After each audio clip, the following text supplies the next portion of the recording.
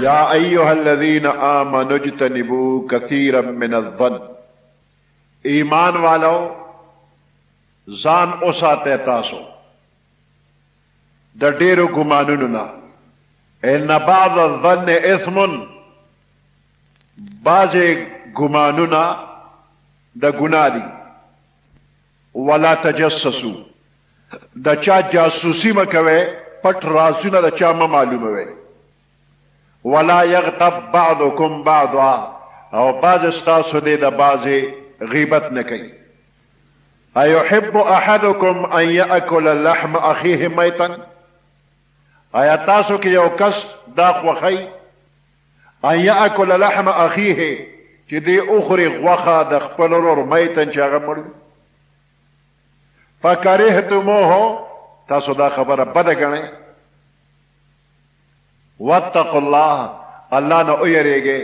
ان الله تواب الرحیم، بیشک الله پاک بخونکی او مهربان دی، توبه قبلونکی دی او مهربان دی. دې آیات مبارک کې آداب معاشرت متعلق احکام دي.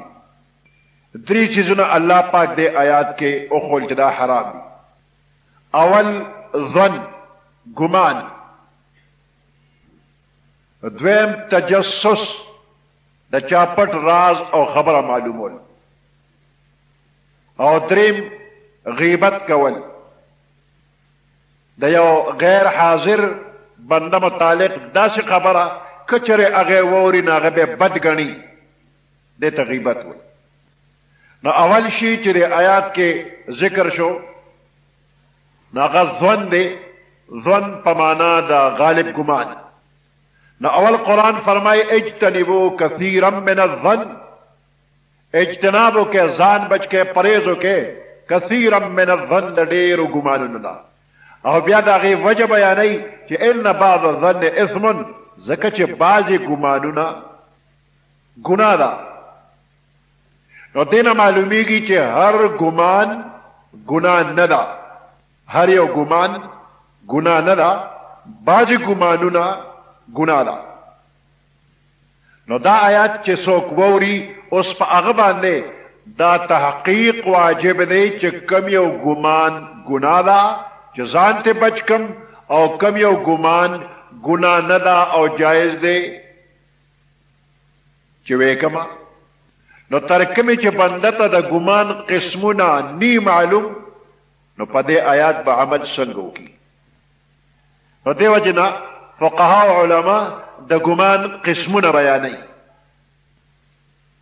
د ظن نه مراد په دې دی کې تهمت دی، د ګمان نه مراد تهمت دی.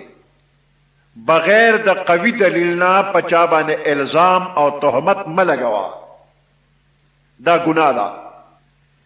ګمان په څلور قسمه دی. ګمان څلور قسمه دی.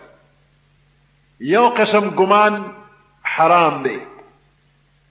دویم قسم ګمان کول واجب دی، خامخا به کې. او دریم قسم ګمان مستحب دی. او څلورم قسم ګمان مباح دی او جایز دی. کې او کنه کې اختیار دی خپل. کم ظن او ګمان چې حرام دی نو هغه دا دی چې په الله بد ګمان مه کوه، چې زړه کې دې راله چې بس الله به ما له عذابونه راکوي او په مصیبتونو کې به مې ګرفتاری او غمونه به راولي. بس دا ګمانونه په الله کې چې غمونه راولي، مصیبتونه راولي، راحت نه راولي، بخي مې نه، نو دا قسم ګمان په الله مه کوه، دا حرام دی. په دې ګمان کې بنده د الله د رحمت نه ناامید شي، د مغفرت نه ناامید شي، نو دا ګمان حرام دی. او په الله باندې ښه ګمان کوه، دا ګمان در باندې واجب دی. په الله ښه ګمان کوه. حدیث مبارک کې راځي لا یموتن احدکم الا وهو يحسن الظن بالله. پتاسو کې یو کس دې نمري مگر دې په الله ښه ګمان کوونکی وي. نو چې په الله ښه ګمان کې نو الله به سره ښه سلوک کوي. حدیث مبارک کې راغلی دی وی الله فرمای انا عند ظن عبدی بی بنده چې په ما څنګه ګمان کوي زه ورسره هغسې کوم. نو چې ته په الله ښه ګمان وکړې چې الله په ما مهربانه دی، الله به ما له رزق ښه پراخه راکوي، ګناهونه به مې معاف کوي، نو الله به همدقسې وکړي درسره. نو په الله ښه ګمان کوه، بد ګمان مه کوه. نو دا حسن ظن په الله دا فرض او واجب دی، او بد ګمان په الله کول حرام دی. او دغه رنګ چې یو مسلمان په ظاهري حالات کې نیک او ښکلی ښکاري، نو بغیر د قوي دلیل نه په ده باندې بد ګمان کول حرام دی. په مسلمان بد ګمان مه کوه چې قوي دلیل له سره ني، بد ګماني مه کوه. ابو هريره رضی الله تعالی عنہ فرمایي ایاکم والظن، ځان د ګمانونو نه وساتئ، فإن الظن أكذب الحديث. بد ګمان دا د دروغو خبرې دي. دې کې د ظن مراد بالاتفاق په یو مسلمان باندې بغیر د قوي دلیل نه بد ګمان کول دي. بد ګمان بغیر د قوي دلیل نه. ظن المؤمنین خیرا ما لم تراه شرا، په مؤمنانو باندې ښه ګمان کوه تر څو چې شر دې ترې نه لیدلي نه وي.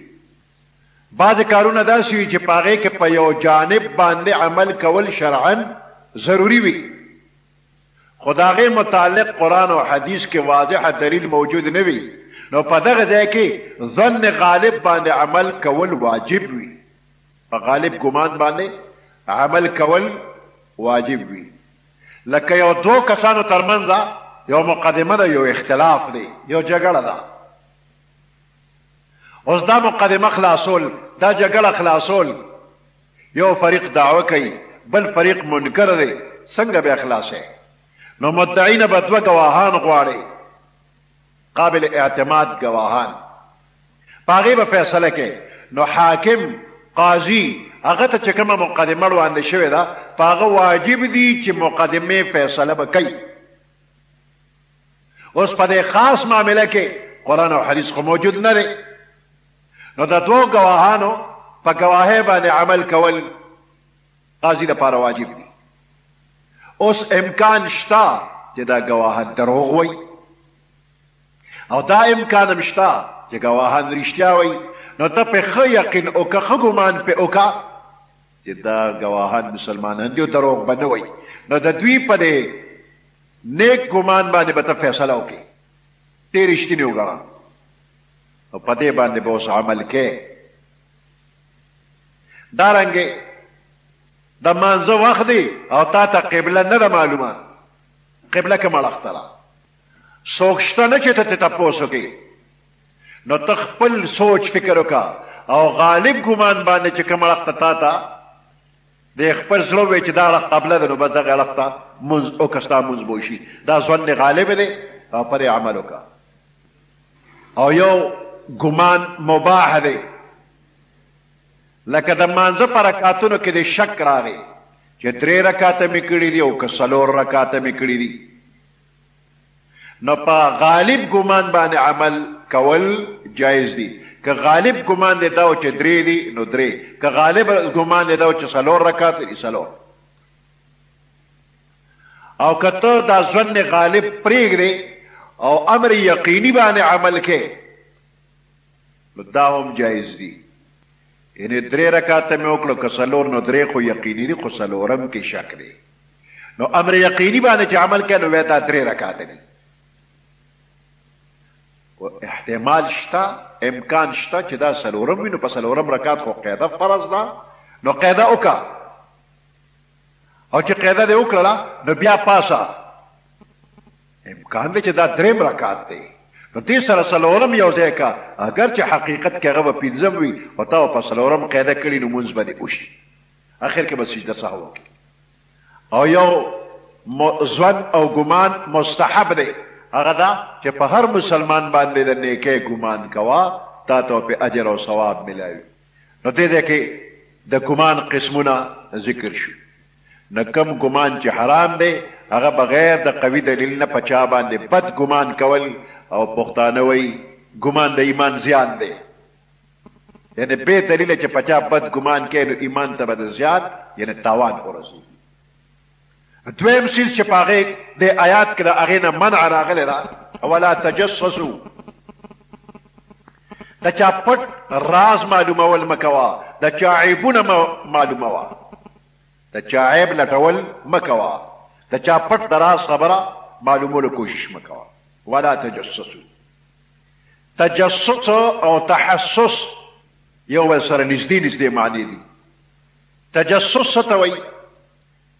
د یو کار جستجو کول، تلاش کول، چې هغه خلکو تا نه پټ ساتلی دی او ته تلاش او لټون کې، دې ته تجسس وایي، جاسوسي ده. تا نه خلکو یو خبره پټه ساتلی ده او ته د هغې کوشش کې معلومې، دا تجسس دی. او تحسس چې دی نو مطلق تلاش، که چا درنه یو خبره پټه کړي پټه کړې او ته لټون کې، نو دا تحسس دی. یو څیز، یو خبره، یو کار، نو د چا عیبونه مه لټوه. لا تغتاب المسلمین، د مسلمانانو غیبت مه کوه. ولا تتبعوا عوراتهم، د چا عیبونه مه لټوه. فإن من اتبع عوراتهم، چا چې د چا عیبونه معلومول، یتبع الله عورته، الله به د ده عیبونه معلوم کی او خلکو ته به ښکاره کی. او الله چې د چا عیبونه پسې شو نو الله به په خپل کور کې رسوا کی. د چا عیبونه مه لټوه، کنې کور د نه غریب په غاړه به ناست او ستا عیبونه به ښکاره. یو سړی ملاس دی، صادر، کمبل، بستر وغیره اغوستی دی او نور کسان دی هغوی دا خیال کوي چې دا سړی اوده دی او دی ویښ دی.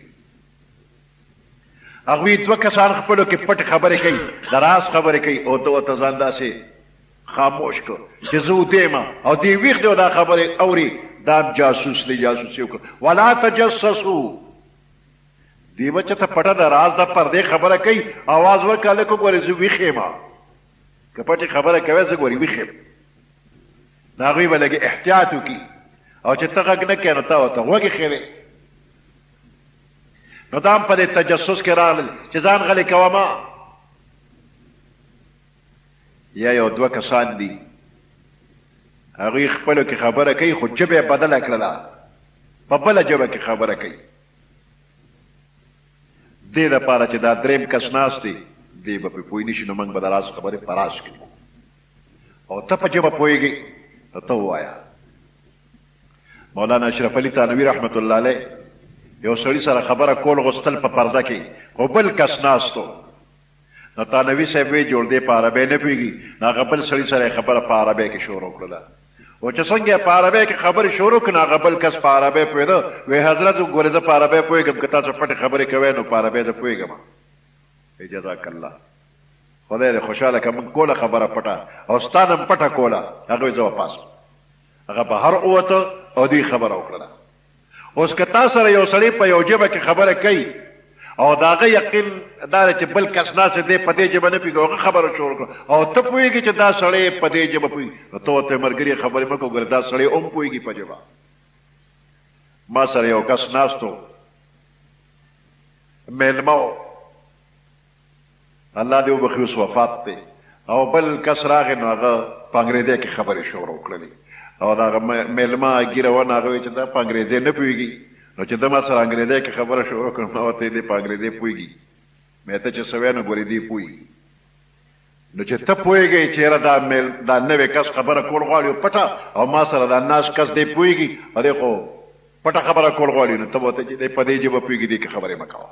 که عربي ده او که فارسي ده او که اردو ده، هره ژبه چې ده که عربي ده، نو په دې ژبو کې چې دوه کسه خبرې کوي او درېیم پرې پوهېږي، نو هغه دی ورته چې زه پوهېږم، که څه پټه او د راز خبرې نو مه کوئ، یا زه به پاسم. البته چې له چا نه د نقصان رسېدو احتمال وي یا بل مسلمان د حفاظت په خیال باندې چې دې د ضرر نه بچ کما، نو خفیه تدبیر او اراده د هغې تجسس وکړه، نور مسلمانان د تکلیف نه بچ کا. دا تجسس دی، جایز دی. څوک چاته نقصان رسول غواړي او ته په پوهېږې چې دا پلانې خو بل ته نقصان رسوي نو د هغې جاسوسي وکړه او دغه بل مسلمان د تکلیف نه بچ کا نو دا تجسس تلاش جایز دی او چې بل ته نقصان نه نو بیا تجسس. دریم چیز چې د آیات کې منع شوی دی حرام کړی شوی دی هغه د چا غیبت کول دی. د چا غیبت کول حرام، د چا په غیر موجودګۍ کې د هغه په باره کې داسې خبره کول که هغه ووري هغه ته په تکلیف ورسي به پې خفه شي اگر چې دا خبره به رښتینې وي خو هم دې ته غیبت وایي او دا حرام.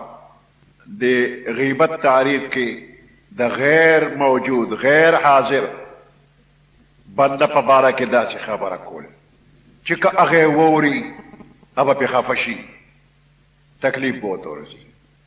نو دا غیر حاضر او غیر موجود دا لفظ د دې نه د چا ذهن ته د دا رانشي که موجود نو خیر دی ورته وکړه دا خبره غلطه ده.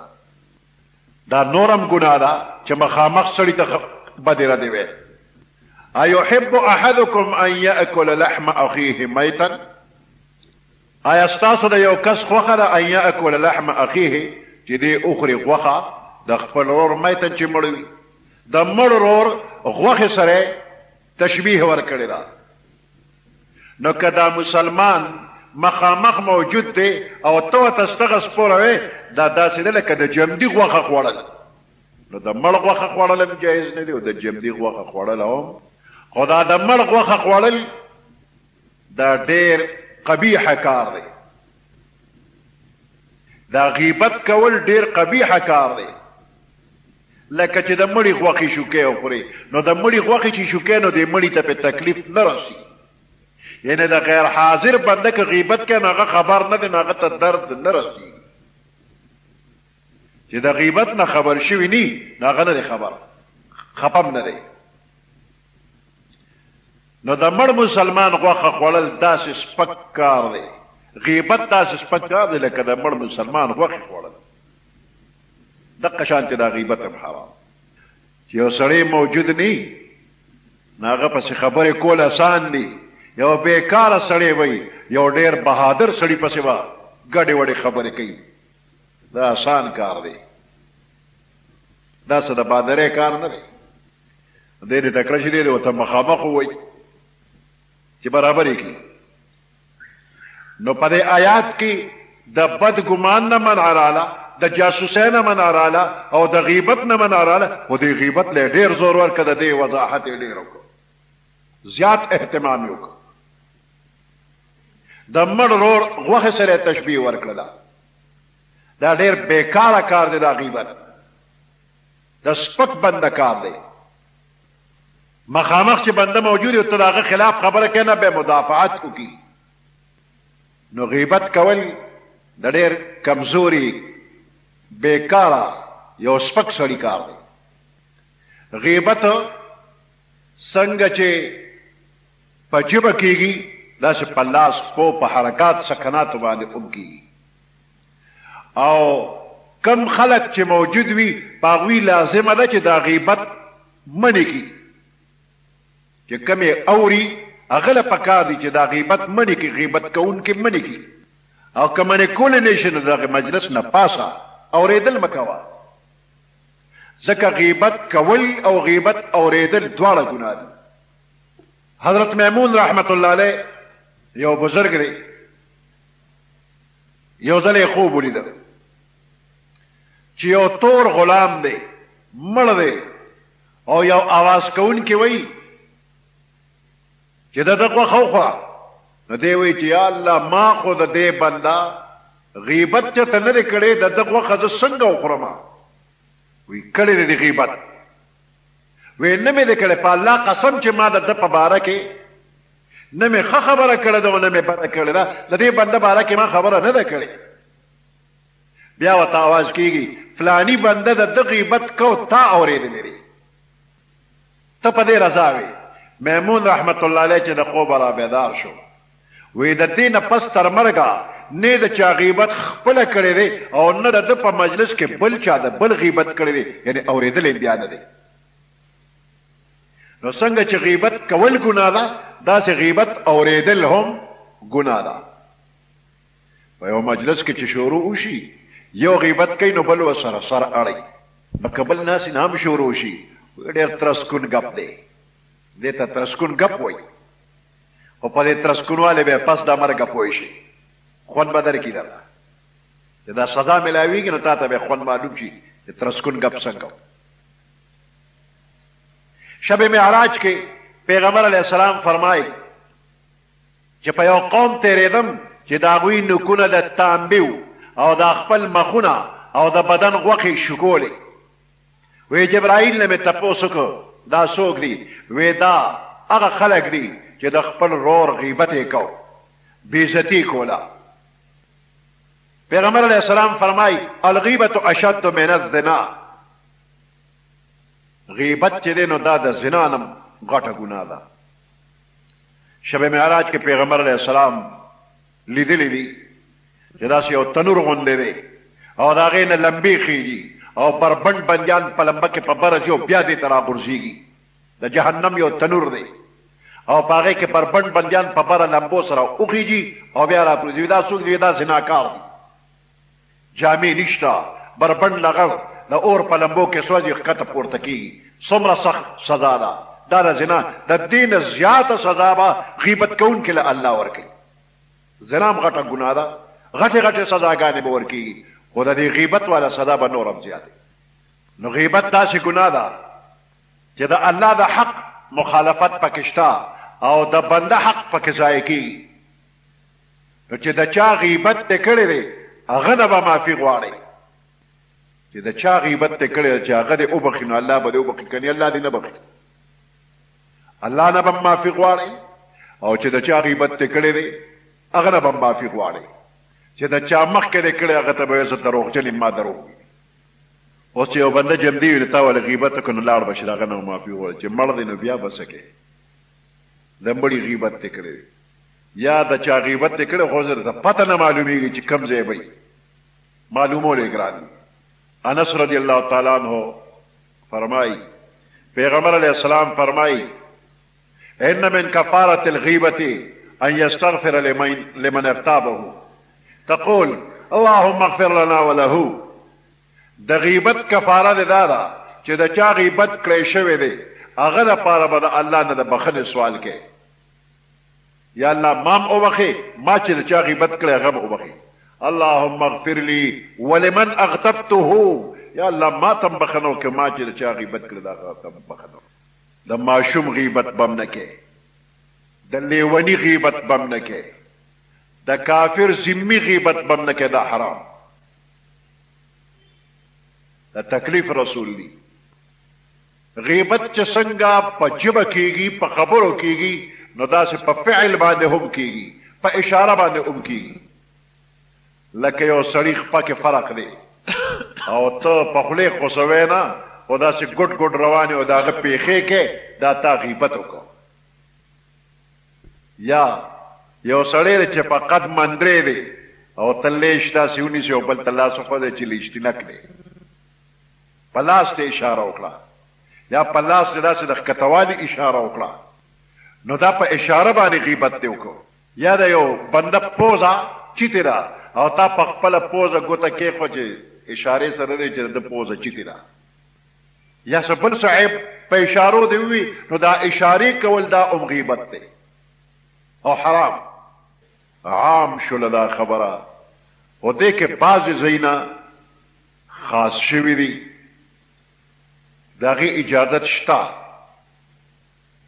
مثال په طور باندې د یو ظالم شکایت کې حاکم ته، ته خو چې دا ظالم دی او دی داسې کوي او دی داسې کوي، نو ته حاکم ته دا غیبت کې هغه موجود نه دی او ته پې درخواست کوي چې دا فلانې سړی ظالم دی او دی دا کار کوي دا کار کوي، نو دا په هغې حرام کې داخل ځکه نه دي چې ته حاکم ته وایې چې دا ظالم د ظلم نه منې کا چې مسلمانانو ته تکلیف ونه رسي، نو دا غیبت دی او حرام نه دی چې ته حاکم ته ووایې چې دی د دې ظلم نه منې کا. یا څه ماشومان دي او هغوی غلط حرکات کوي، نو مور پلار ته خبر ورکړه چې ستا دا بچي فلانه حرکت کوي نو دام غیبت دی خو ته په دې نیت باندې کوي چې دا مور پلار د خپل بچی د دې بد کار نه منې کی. د انسان د بدن خورې ورې ذرې د الله په علم کې هر ځای کې چې وینو معلومې دي. د دې نه زیاتي خبره دا ده چې الله فرمایي د هر انسان په زړه کې چې کوم خیال تیریږي هر وخت چې تیریږي او هر قسمت تیریږي دقه نم زه خبره یم. دا ځکه چې الله پاک د انسان ته د شهرک نه زیات قریب دی. هغه شهرک چې د انسان د زندګۍ دار و مدار دی په د هغې نم زیات الله پاک انسان ته نږدې دی. نحن اقرب الیه من حبل الورید. الله وی منگ بنده ته نږدې یو د مرۍ د رګ نه. د دې قرب نه مراد قرب علمی په اعتبار د علم الله بنده ته نږدې دی. یا د دې نه یو خاص قسم اتصال مراد دی چې د هغې حقیقت او کیفیت معلوم نه دی، الله ته معلوم دی. الله پاک دې بنده ته نږدې دی نو یو خاص قسم نږدېوالی دی چې د هغې کیفیت بیانېدی نشي. بلا کیف اتصال دی. بنده چې سجده کوي نو الله ته قریب دی، بنده الله ته نږدې دی. اوس په دې نږدېکت باندې عام خلک نه پوهېږي. ابو بکر صدیق رضی الله تعالی عنہ او پیغمبر علیه السلام د هجرت په موقع باندې غار ثور کې او کافران د غار خولې ته را ورسېدل. ابو بکر صدیق رضی الله تعالی عنہ پیغمبر علیه السلام ته وایي دشمنان د غار خولې کې ولاړ دي، که لږې خپلو خپو ته وکتل نو موږ به وویني. نو پیغمبر علیه السلام ورته وایي لا تحزن ان الله معنا، یریږه ما الله زمونږ سره دی. موسی علیه السلام سره د ملګرو چې د مصر نه هجرت کو، فرعونیان ورپسې ور ورسېدل، مخې ته دریاب راغی، رستو فرعونیان رالل. موسی علیه السلام ته ملګري وایي اوس به ګرفتار شو، دشمن لا پسې را ورسېده. موسی علیه السلام ورته وایي ان معي ربي، ما سره زما رب دی. قدرمنو اوریدونکو، زموږ د یوټیوب چینل چې د ای پی بي په نامه سره دی، په دا چینل کې به تاسو ته د بیلابیلو علماء کرامو بیلابیل بیانونه نشر کیږي. الله تعالی دې زما لپاره د خیر او ستاسو لپاره د هدایت ذریعه وګرځوي. ستاسو سمه مو هیله دا ده چې زموږ چینل در سره خوښ یا سبسکرایب کړئ. مننه. موسی علیه السلام وی ما سره دی، زمونږ پیغمبر علیه السلام وی منږ سره دی، ان الله معنا. موسی علیه السلام یوازې وی ما سره دی، زمونږ پیغمبر علیه السلام وی منږ سره دی، یوازې ما سره نه، زما امتیانو سره دی. ابو بکر ته وی تا سره دی، ما سره دی. نو دا الله دا نزدېکت دا بلا کیفیت موږ نشو بیانولی څنګه دی. نو دا نزدېکت په عبادت باندې کیږي چې دا عبادت د انسان خپل کسب او عمل دی. نو دا د مؤمن مخصوص حصه ده او داسې مؤمنانو ته اولیاء الله ویلی شي چې دا قرب او نزدېکت ورته حاصل دی. نو نحن اقرب الیه من حبل الورید. الله وی موږ بنده سره نږدې یو د مرۍ د رګ نه هم. بنو تمیم قبیله د دې خلک پیغمبر علیه السلام خدمت کې حاضر شوي او دغه وخت کې زیر غور مسله دا وه چې د دې قبیلې حاکم د څوک جوړ کړي شي. ابو بکر صدیق رضی الله تعالی عنہ رای دا وه چې قعقاع ابن معبد د دې قبیلې حاکم دی جوړ شي. عمر فاروق رضی الله تعالی عنہ رای دا وه چې اقرع ابن حابس د دې قبیلې سردار او حاکم دی جوړ شي. دې مسله کې ابو بکر صدیق رضی الله تعالی عنہ او عمر فاروق رضی الله تعالی عنہ په خپل منځ کې چې خبرې کولې نو داسې پوټې خبرې تیزې شولې. نو دا آیات الله پاک نازل کړي چې پیغمبر علیه السلام موجود دی او تاسو داغه نه مخکې خبره کوي او داغه په مخکې په زوره خبرې کوي. نو د پیغمبر علیه السلام نه مخکې کېږي. لا تقدموا بین یدی رسول الله. د پیغمبر علیه السلام نه مخکې کېږي ما. نو لا تقدموا بین یدی الله ورسوله. نو بین الیدین د دې خپل اصلي معنا د دواړو لاسونو منځ کې مراد تینا د مخې طرف دی، یعنی د پیغمبر علیه السلام په مخ کې پیش قدمی مکوي وړاندې کېږي ما. لا تقدموا بین یدی الله ورسوله. د الله او د الله د رسول نه مخکې کېږي ما. اوس دا پیش قدمی به په څه کې نه کوي چې الله منع کړي چې مخکې کېږي ما. نو هغه کوم څیز کې چې منع کېدل دی هغه ذکر نه کوي. نو پدې کې اشاره عموم طرف ته ده، یعنی په هیڅ چیز کې با د پیغمبر علیه السلام نه مخکې کېږي نه. که قول وي او که فعل وي د پیغمبر علیه السلام نه پیش قدمی مکوي. انتظار به کوي چې پیغمبر علیه السلام څه جواب کوي. البته که پیغمبر علیه السلام تاسو ته حکم وکي چې خبرو کې یا سکارو کې، نو بیا به حکم منې دغه کار یا خبره به کوي. نو د پیغمبر علیه السلام نه سکار څه خبره مخکې مه کوي بې اجازه ده. دارنګه که پیغمبر علیه السلام روان وي نو هیڅ یو صحابي وغیره لا دا اختیار نشته چې د پیغمبر علیه السلام نه مخکې روان شي. دارنګه که د خوراک مجلس وي نو د پیغمبر علیه السلام نه به یو صحابي مخکې شروع نه کوي. البته که پیغمبر علیه السلام ښکاره حکم وکړي د مخکې کېدو، نو بیا په خبره کې، په قدم کې، په خوراک کې، په هر یو څیز کې چې پیغمبر علیه السلام د مخکې کېدو حکم کړي هغې کار کې به مخکې کېږي. بعض علما فرمایي چې دا حکم الله د پیغمبر علیه السلام په حق کې نازل کړ چې صحابه کرام به د پیغمبر علیه السلام نه مخکې کېږي په هیڅ کې هم. نو علما فرمایي چې دا حکم د عالمانو او د بزرگانو په باره کې هم دی، ځکه چې د عالمان او با شریعت پیران دا وارث الانبیا دي. نو د پیغمبر علیه السلام نه به نه مخکې کېږي، نو د عالم نه به نه مخکې کېږي، د خپل پیر او د خپل استاد نه به نه مخکې کېږي. په خبره کې به نه مخکې کېږي، په لاره کې به نه مخکې کېږي، په سکار کې به نه مخکې کېږي. او د دې خبرې دلیل دا دی چې پیغمبر علیه السلام ابو درداء ولیده.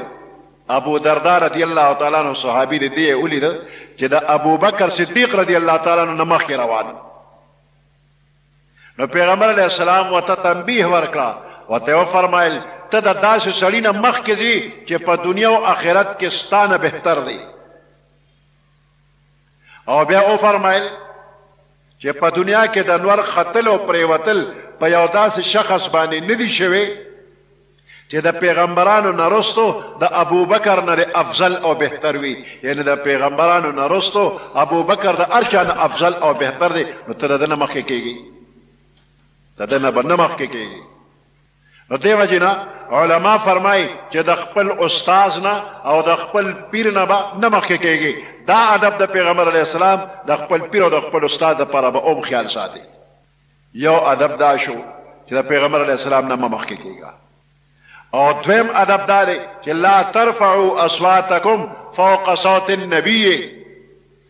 دویم ادب د مجلس د پیغمبر علیه السلام دا دی چې د پیغمبر علیه السلام په مخ کې په اوچت आवाज به خبرې نه کوي، لکه خپل منځ کې چې یو بل سره په زوره خبرې کوي، نو داسې خبرې به د پیغمبر علیه السلام مجلس کې نه کوي. دا یو قسم بے ادبی ده او ګستاخی ده. دا آیات چې نازل شنو ابو بکر صدیق رضی الله تعالی عنہ پیغمبر علیه السلام ته عرض کوي، وی قسم په الله چې تر مرګه به تا سره داسې خبرې کوم لکه چې څوک چاته غوږ کې پټې پټې خبرې کوي، په زوره به نه کوم. الله وی اواز مه پورته کوه، بس نه به پورته کوم. عمر فاروق رضی الله تعالی عنہ دی آیات نرستو بدا چې خبرې کولی چې کله کله به ضرورت پیښ شو چې ته بیا ووایه وم نه رېده داسې غلې خبرې به کولی. ثابت ابن قیس رضی الله تعالی عنہ تابعی ته ور باندې اوچت آواز والو چې دا آیات یې واورېده ډېر ویرېده او وی جړل او خپل आवाज یې کم کړ چې زه بیا په زور خبرې نه کوم. قاضی ابو بکر ابن العربی رحمت الله علیه فرمایي چې د پیغمبر علیه السلام تعظیم او ادب د پیغمبر علیه السلام د وفات نه وروسته داسې واجب دي څنګه چې په زندګۍ کې واجب وو. دیو جن علما لیکي چې د پیغمبر علیه السلام د قبر مبارک په مخ کې په اوچت آواز باندې سلام کلام کول بے ادبی ده. روضه مبارک سره خوا کې په زوره په درود او سلام هم نه وي، په زوره به خبرې هم نه کوي، بے ادبی ده. لکه چې پیغمبر علیه السلام صحابه کرامو په منځ کې موجودو هغه وخت کې کم ادب و، بعد الوفات روضه مبارک سره مقه ادب به اوس خیال ساتي. او څنګه چې د پیغمبر علیه السلام د مجلس ادب دی نو په کم مجلس کې چې د پیغمبر علیه السلام حدیث مبارک بیانیږي هغه مجلس کې به شور زوږ او پچغه خبره نه کوي او بې ادبي به نه کوي. ځکه چې د پیغمبر علیه السلام کلام مبارک کم وخت کې د هغوی د زبان مبارک نه ادا کېده هغه وخت کې خاموشي واجب وه، نو بعد الوفات د احادیثو په مجلس کې هم خاموشي واجب ده، بې ادبي به نه کوي. او یو مسله عالمانو دا لیکلې ده چې لومبني آیات کې الله وی لا تقدموا بین یدی الله ورسوله، الله او رسول نه په خبرو وغیرو کې ممخ کې کېږي. نو دغه حکم کې علما شامل دي، د عالم نه ممخ کې کېږي. نو دا دویم ادب چې لا ترفعوا اصواتکم فوق صوت النبی، د پیغمبر د आवाज نه اوچت आवाज مکوا، نو د عالم د आवाज نه هم پورته आवाज مکوا. د عالم دا ادب دی چې د عالم په مخ کې به په زوره خبرې نه کوي، او که د په زوره خبرې وکړلې یا مخ کې شوې نو ان تحبط اعمالکم وانتم لا تشعرون، عمل بم ټول برباد شي په ځان به پوه هم نه، د ځانه به خبر نه او عمل به برباد شي. اوس دې کې یو سوال دی چې عمل بربادېدل امت په دې متفق دی چې عمل د هغه چا بربادېږي چې کافر شي. د مسلمان عمل نه بربادېږي، په کفر باندې برباد شي. چې کله یو سړی کافر شي نو عمل نور چې څومره نیک عمل کړي ټول برباد شو، ضایع شو. او دې کې الله کلام کوي مؤمنانو سره، یا ایها الذین آمنوا. ادا صحابه کرام ایمان والا دي، دوی ته الله وی ان تحبط اعمالکم، عمل بم برباد شي.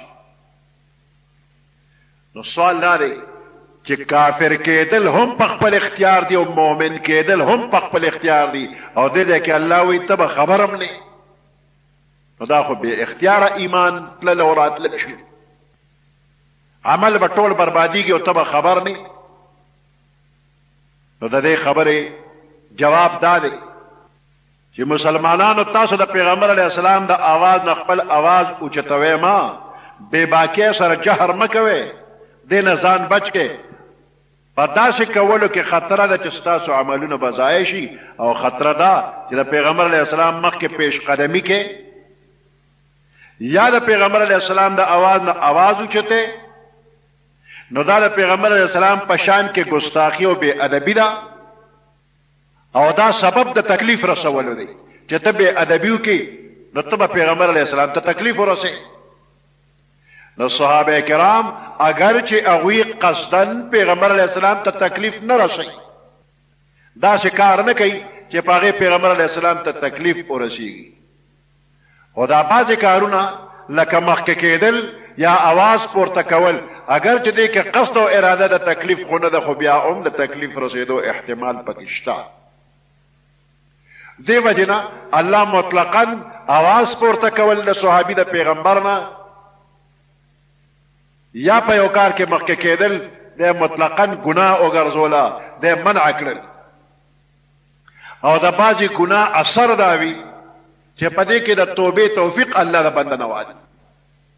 د بعضې ګناه اثر دا وي چې د بنده نه د توبې توفیق الله والی او د نیک عمل توفیق تنه والی بیا نه نیک عمل کوي نه توبه وباسي او د ګناه په کارونو کې کلک شي انجام یې دا شي چې دی کافر شي کفر ته ورسېږي او دغه کفر بیا سبب د ضایع کېدو د عملونو دی نو د پیغمبر نه مخکې کېدل یا اواز پورته کېدل داسې ګناه ده چې دې کې خطره ده چې ایمان به درنه الله والی د توبې توفیق به د نوالی د نیک عمل کولو توفیق به د نوالی او آخر کې به کفر ته ورسېږي نو نیک عملونه به د ضایع شي تباه او برباد شي او ته به خبر هم نه نو علما فرمایي که یو نیک بنده تا خپل پیر او مرشد جوړ کړی دی او د هغه سره ګستاخي او بې ادبي کې نو د هغې به هم دا نتیجه چې تا نه به الله ایمان واخلي نیک دا دریم ادب د پیغمبر علیه السلام الله پاک بیان کړی دی چې کوم وخت کې پیغمبر علیہ السلام په کور کې تشریف فرماوي آرام کوي نو بهر چې څوک ولاړي نو هغوی به چغې نه وایي د بهر راله روزه دا آوازونه به نه کوي لکه د بانډې خلک په آدابو باندې خبر نه وي بانډېسیان په آدابو پوه نه وي نو دا د بهر نه چغې وایي فلانیا نو دا فلانی فلانی چغې چې وایي نو دا بې ادبي ده دا بې عقلي ده حجرات د پیغمبر علیہ السلام کورونه دي د پیغمبر علیہ السلام داسې مختصر کورونه وو 9 بیبیانې د پیغمبر علیہ السلام وي او د یوې د پاره به وړه غوندې کمره او ورته صحن او چاردیواري به وه او د کور د لارې دروازه نه وه توره شړۍ به مخې ته ځوړنده وه د پیغمبر علیہ السلام د کورونو دروازې نه وې او توره شړۍ به ځوړنده وه 9 کورونه دي او د هر یو کور مخکې شړۍ ځوړنده وه دا د دواړو جهانو سردار کورونه دي او د هغوی د بیبیانو د اوسېدو ځای نه دي ولید ابن عبدالملک بادشاه د حکومت چې راغی نو دقه وخت کې هغه دا کورونه روان کړل او په مسجد نبوي کې داخل کړل د مدینې منورې خلکو په دغه ورځ ډېر زیات جوړوي د پیغمبر علیه السلام کورونه روان شو د دې آیات شان نزول داسې دی بنو تمیم قبیله څخه خلک د پیغمبر علیه السلام خدمت کې حاضر شوي او دا وخت د غرمې و نو پیغمبر علیه السلام کور کې آرام کو نو دا د بانډې خلکو آدابو نه واقف نو نو بهر ولاړو چغې کړې اخرج الینا یا محمد اے محمد موږ له لږ روزه صلی الله علیه وسلم نو الله پاک دا آیات نازل کړ چې دا کم خلک په کوڅه کې ولاړ دي او د تچغې وایي چې اے محمد روزه اکثرهم لا يعقلون اکثر د دوی بې عقل دي نه پوهېږي چې دا خبرې ولاړ به ور به نه ډبې چغې به نه وې چې پیغمبر علیه السلام په خپل روزي نو ته به ولاړې ته به ملاقات وکړې چې څه سوال جوابي بیا به وکړې او چغې به نه وې صحابه کرام او تابعین هغوی به د خپلو عالمانو سره د دې ادب خیال ساتو صحابه کرام او تابعین د پیغمبر علیه السلام د ترزوی عبدالله ابن عباس رضی الله تعالی عنهما دی فرمایي چې زما به د یو عالم صحابي سره د حدیث په باره کې کارو تحقیق به مې ته د یو حدیث په باره کې کو نو زه به د هغه کور له چې لاړم نو ما به د هغه د کور نه بهر د ورته کولو یا د اواز کولو نه پرهیز کو دغه عالم ته به مې ور نه ډبو او چغه به مې ورته نه واله چې روزه دې نه به ما پرهیز کو او د کور مخې ته به کېناستم نو چې دغه عالم دې صحابي به په خپله کله تشریف راوړو نو بیا به یې تپوس وکړو ما نه به یې تپوس کوي چې ای د پیغمبر علیه السلام د تره زویه تا به دروازه ټکولې وه ولې دې ما ته اطلاع نه راکوله نو عبدالله ابن عباس رضی الله تعالی عنهما به ورته وفرمایل وی عالم په خپل قوم کې په شانتې د پیغمبر دی عالم د خپل قوم په مخ کې په شانتې د پیغمبر دی او الله د خپل نبی په شان کې دا هدایت ورکړی دی چې بهر د راوتو انتظار وکړه او چغې به ورته نه وي دې وجې ما تا ته چغه هم نه ده والی ور مې هم نه ډبولې بار درته ولاړ یم ابو عبیده رضی الله تعالی عنہ فرمایي چې ما چرم د عالم دروازه نه د ټکولې بلکې انتظار به مې کو چې کله په خپل تشریف راوړ نو بیا به سره ملاقات وکړو آیات کې فرمایي حتی تخرج الیهم تر دې چې ته ول په خپل روزي نو صبر او انتظار هغه وخت پورې بکې چې د کور صاحب عالم په خپل روزي نو بیا چې سوال جوابي مسله وغیرہ ابا بیا وشي بیا به ګوري حالات ته به ګوري چې خبره کینو لک په حالاتو بزان پويږي فرض کړه جمع ټیم دی ایو عالم د کور راوته جمع راځي په بل موت ولا ودرېګا مسلې ته پوس کوم او ته 15 منټه پاتې جمع ته ځان رسوم وي ته زما خبره وکړه په جمعات کې هغه غن خلک په انتظار یو دی خو یو صاحب امام ضروري ځان سره چې مسلې ته پوس کوم نو لک به حالاتو خبرېدل پکاري حالاتو نه ځان خبر کی چې د ټیم ته مو ګوره کړه او د موجوده وخت کې موبایل او ټلیفون هم راغلي دي نو اکثر خلکو ته د جمع ټیمونه معلومي چې دا کم مانځو د ادریدو کم ټیم دی او عین د مانځه په وخت کې ټلیفون یا موبایل باندې رنګ راشي د مسلې ته پوس کوم دی وخت کې ټلیفون او موبایل باندې څوک رنګ نه کوي چې کم د جمع ټیمي او د شپې د څوک پازا بول نه کوي شپه کې رنګ راشي مسلې ته پوس کوم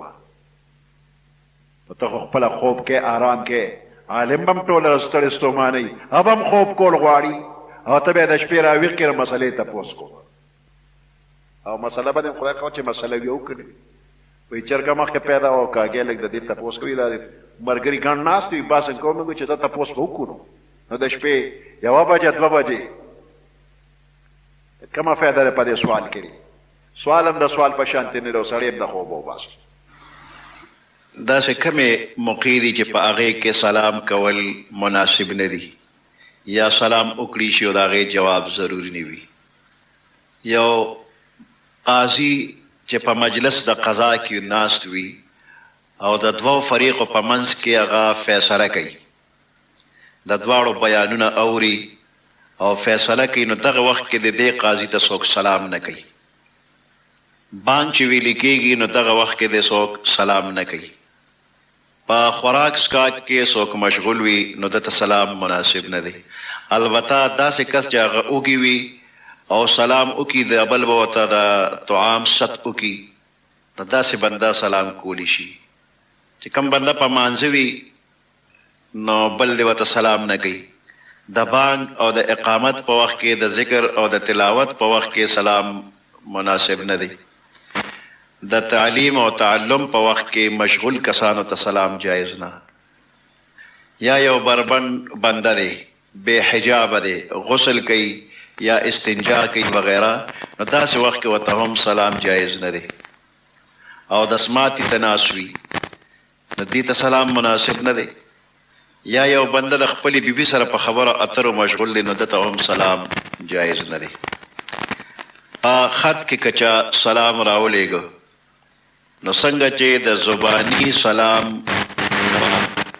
لازم دی نو داسې په خط کې را لېږلی شوی سلام د هغې جواب هم واجب دی بهتره دا ده چې خط د وکته نو فورا په ژبه باندې د هغې جواب د وکړي شي که د چا په ذریعه باندې زبانی ته سلام راورسېد د هغې جواب به څنګه وي مثال په طور یو سړی درته چې فلاني ته سلام ویلی دی نو ته به ورته ووایې چې وعلیه وعلیکم السلام په تا دې سلام وي او تا ته چې چا سلام درکړی دی ما دپاره په هغه دې سلام وي دا جواب ټیک نه دی چې وعلیکم سلام ځکه چې چا سلام را لېږلی دی د هغه جواب ونه شو چا چې راوړو نو د هغه جواب وشو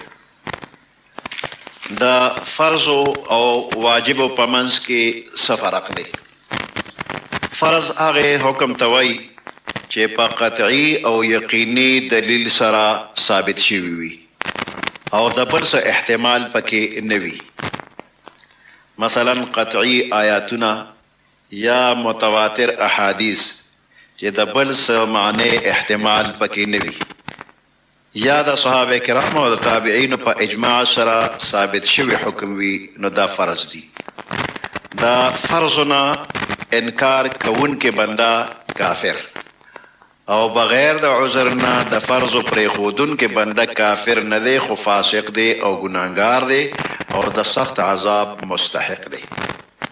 واجب څه ته وایي؟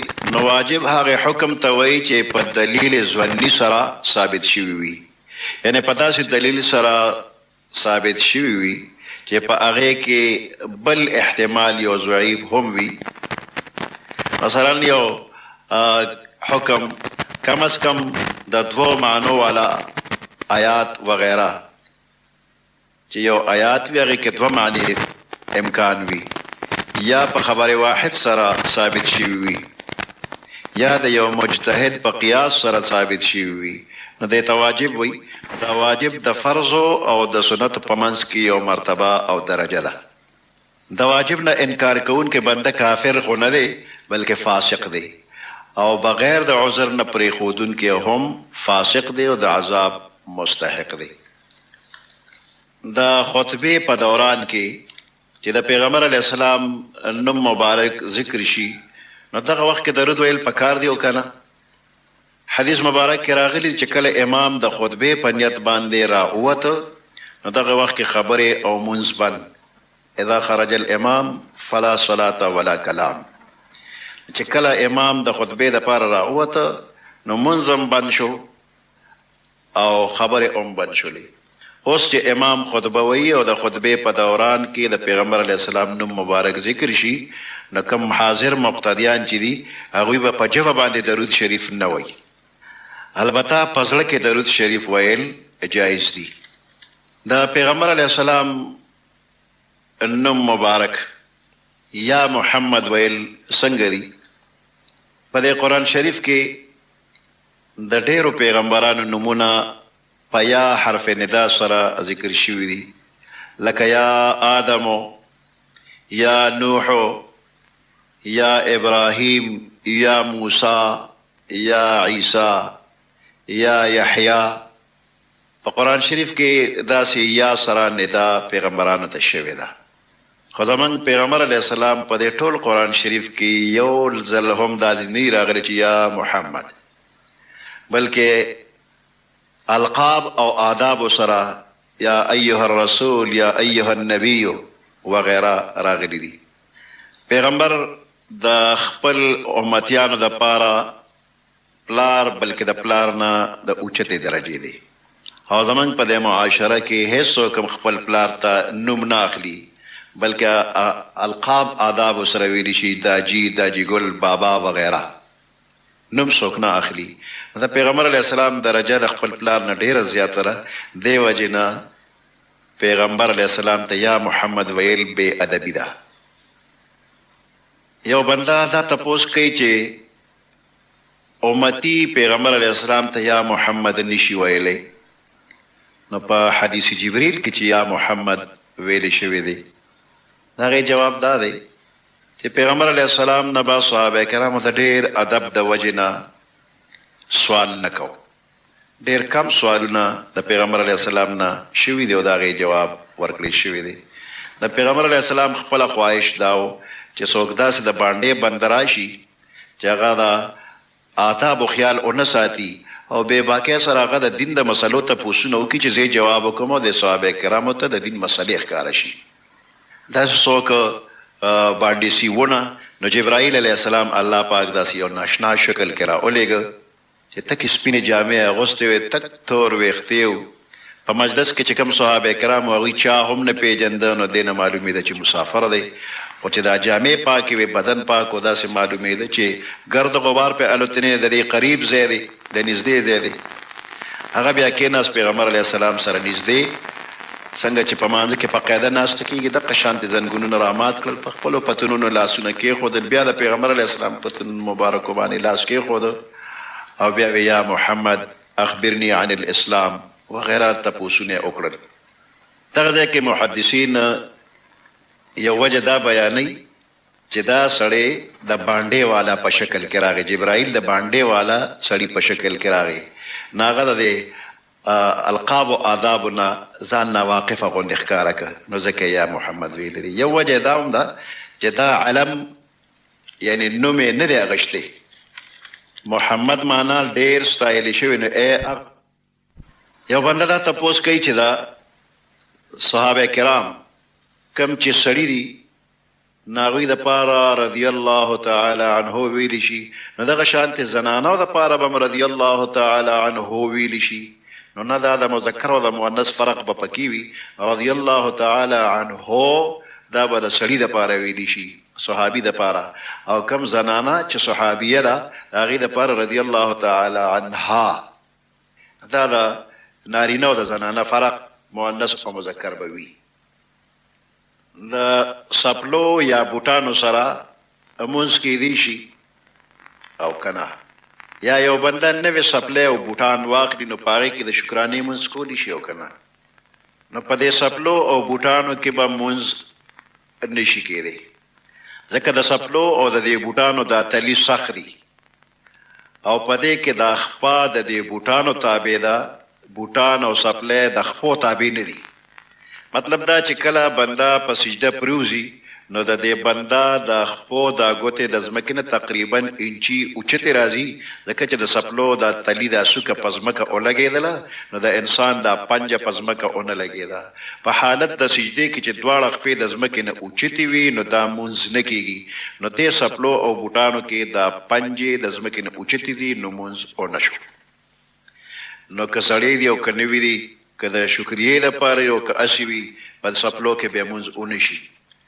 دا جنازې مونځ که باران او خټې وي نو په سپلو کې په پیزار کې د جنازې مونځ به وشي او که نه بعضې انسانان د جنازې مونځ په پیزار کې کوي نو دې دپاره دا خبره ضروري ده چې دا بنده په کوم ځای ولاړ دی نو دغه ځمکه به هم پاکه وي او دا کمې سپلې چې په خپو دي نو دا به هم پاکې وي نو بیا به د جنازې مونځ وشي د ځمکې پاکوالی او د سپلو پاکوالی دواړه ضروري دي او که دا سپلې د خپو نه وباسي او د سپلو د پاسه ودرېږي د خټو نه ځان بچ کوي نو بیا ضروري ده چې دا سپلې د پاکې وي پلیتې دي نه وي لاندې ځمکه که پلیته نو خیر دی خو دا په کومو سپلو د پاسه چې ودرېږي دا سپلې به پاکې وي نو هلې به پرې د جنازې مونځ شي که سپلې پلیتې وي نو که د خپو نه د ایستې ده نو هم د جنازې مونځ ونه شو یو بنده د دفتر په وخت کې مونځ کوي او تلاوت کوي نو دا به څنګه وي نو د ډیوټۍ په دوران کې نفل مونځ کول یا تلاوت کول منع دي د ډیوټۍ په دوران کې نفل مونځ کول تلاوت کول منع دي البته د فرض مانځه ټیم که راغی نو فرض مونځ به خامخا کوي د ډیوټۍ په دوران کې بیا هم کوي ګرانو اورېدونکو زموږ د یوټیوب چینل د IIPB په نامه سره دی درسره خوښ او یا سبسکرایب کړئ الله تعالی دې زما لپاره د خیر او ستاسو لپاره د هدایت ذریعه وګرځي امین